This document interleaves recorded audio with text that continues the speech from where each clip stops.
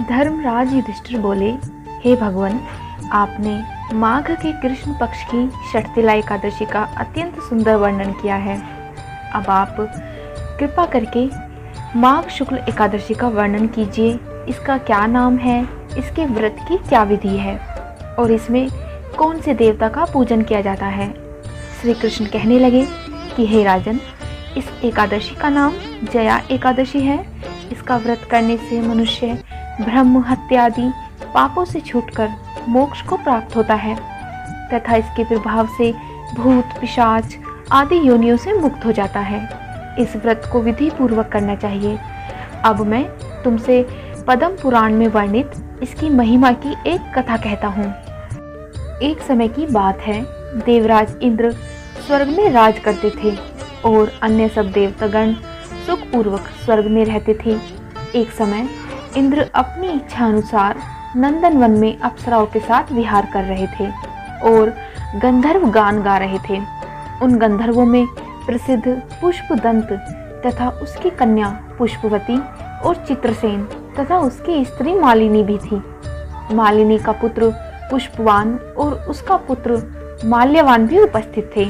पुष्पवती गंधर्व कन्या माल्यवान को देखकर उस पर मोहित हो गई और माल्यवान पर कामबाण चलाने लगी। उसने अपने रूप लावण्य और हाव भाव से माल्यवान को अपने वश में कर लिया। हे राजन, वह पुष्पवती अत्यंत सुंदर थी। अब वह इंद्र को प्रसन्न करने के लिए गान करने लगी, परंतु परस्पर मोहित हो जाने के कारण उनका चित्त भ्रमित हो गया था। इनके ठीक प्रकार न गाने तथा ताल स्वर ठीक न होने से इंद्र इनके प्रेम को समझ गया और उसने इसमें अपना अपमान समझकर उनको श्राप दे दिया। उसने कहा कि मूर्खों, तुमने मेरी आज्ञा का उल्लंघन किया है, इसीलिए तुम्हें धिक्कार है। अब तुम दोनों स्त्री पुरुष के रूप में मृत्यु लोक में जाकर पिशाच रूप धारण करो और अपने कर्म का फल भोगो। इंद्र का ऐसा शाप सुनकर वह अत्यंत दुखी हुए और हिमालय पर्वत पर दुख पूर्वक अपना जीवन व्यतीत करने लगे। उन्हें गंध, रस तथा स्पर्श आदि का कुछ भी ज्ञान नहीं था। वहां उनको महान दुख मिल रहे थे। उन्हें एक क्षण के लिए भी निद्रा नहीं आती थी। उस जगह अत्यंत शीत था, इससे उनके रोमांच खड़े रहते और दांत मारे शीत के बजते रहते। एक दिन उसने अपनी स्त्री से कहा कि पिछले जन्म में हमने ऐसे कौन से पाप किए थे जिससे हमको यह दुखदायी पिशाच योनि प्राप्त हुई। इस पिशाच योनि से तो नरक के दुख सहना ही उत्तम है, अतः हमें अब किसी प्रकार का पाप नहीं करना चाहिए। इस प्रकार विचार करते हुए वह अपने दिन व्यतीत कर रहे थे। देवयोग से तभी माघ मास में शुक्ल पक्ष की जया नामक एकादशी आई। उस दिन उन्होंने कुछ भी भोजन नहीं किया और ना कोई पाप कर्म ही किया, केवल फल फूल खाकर ही दिन व्यतीत किया और साय समय महान दुख से पीपल के वृक्ष के नीचे बैठ गए। उस समय सूर्य भगवान अस्त हो रहे थे।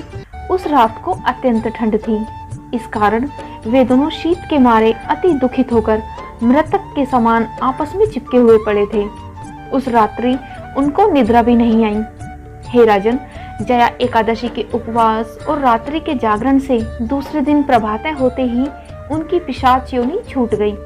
अत्यंत सुंदर गंधर्व और अप्सरा की देह धारण कर सुंदर वस्त्र आभूषणों से अलंकृत होकर उन्होंने स्वर्ग लोक को प्रस्थान किया। उस समय आकाश में देवता तथा गंधर्व उनकी स्तुति करते हुए पुष्प वर्षा करने लगे। स्वर्गलोक में जाकर इन दोनों ने देवराज इंद्र को प्रणाम किया।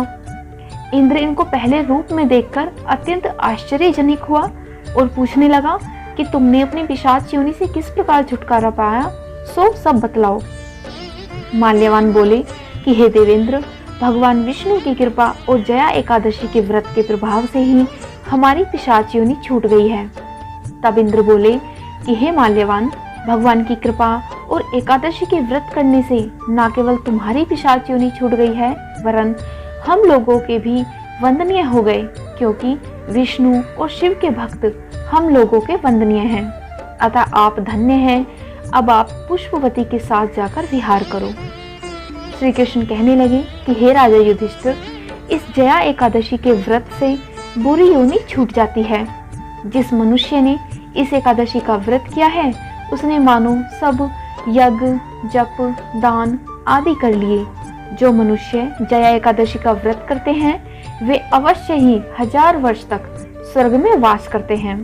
बोलिए श्री विष्णु भगवान की जय, श्री एकादशी मैया की जय।